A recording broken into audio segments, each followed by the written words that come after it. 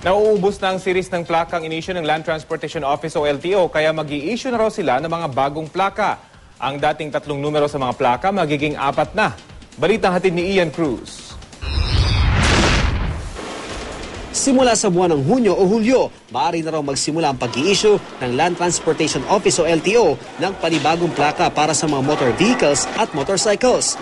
Nagsimula na raw ang invitation sa bidding para sa supply and delivery ng mga plaka. Sa pinakuling talaka kasi ng LTO, nasa 7.7 milyon na ang mga nakarehistrong sasakyan sa bansa.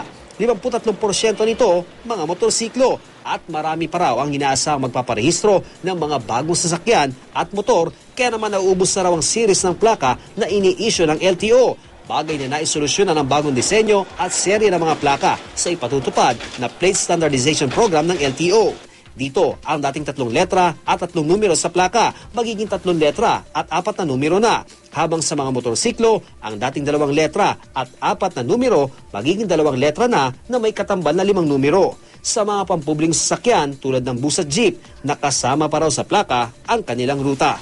Ito yung kasalukuyang plaka na ginagamit ngayon at dinidistribute ng LTO sa mga sasakyan at kapag natupad na yung bagong plaka ay mababago na nga itong bilang ng numero at magkakaroon din daw ng safety feature at dahil dito nga sa likod dito ay may laser engraved na logo ng LTO at saka nung gumawa nito para malaman talaga kung authentic nga ito, magkakaroon din daw dito ng barcode para mabilis na ma-check yung mga bawat plaka kung akuma nga ba ito dun sa mga pinagkabitan na sasakyan at maaari naman daw na matanggal na itong bantayog ni Jose Rizal dahil magiging plain white na lamang yung disenyo ng bago nating plaka.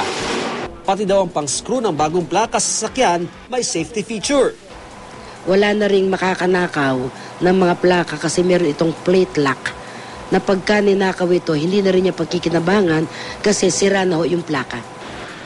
Ang mga kasalukuyang mga plaka ng mga sasakyan, mapapalitan din ng bagong plaka, oras na mag-renew ng rehistro. Pero depende pa raw ito sa magiging pinal na alituntunin sa pagpapatupad ng programa.